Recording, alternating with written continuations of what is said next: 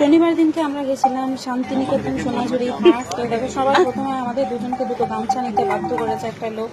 তো আমি ইমোশনাল হয়ে কিনে ফেলেছি, একটা ভাই নিয়েছে, একটা আমি নিয়েছি। তারপরে এই ঠাকুমাটা ছিল, বলছিল ওর নাকি এক নাতনি আছে, ক্লাস 9-এ পড়ে, তো খরচা চালাতে হয়, তো একটা পাখা কিনতে বলছিল। তো মানে পাখা কেনার দরকার নেই, চল একটা একতারা, কিন্তু ভাই একটা টেস্ট করে দেখছিল, তো আমরা একতারাই নিয়েছি। তারপরে দেখো আমার ভাই হয়ে গেছে রামু কাকা, ফোন করেছিল মাকে, ফোন করে জিজ্ঞাসা করেছিল মা খেয়েছে কিনা।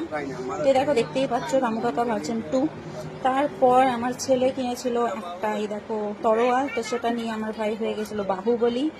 তো তারপর দেখো এখানে আমার ডামির কাজ করেছিল, কারণ আমি আমার হাজব্যান্ডের জন্য জামা কিনছিলাম, তো ওর গায়ে লাগিয়ে লাগিয়ে দেখছিলাম।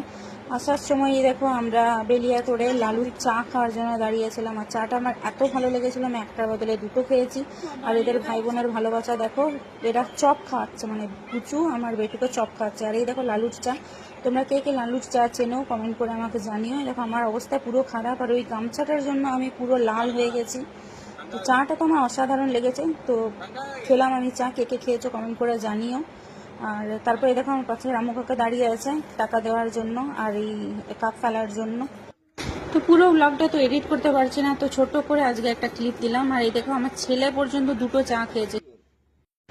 রামু কাকা সোলের রামু কাকা, সোলের রামু কাকা ধর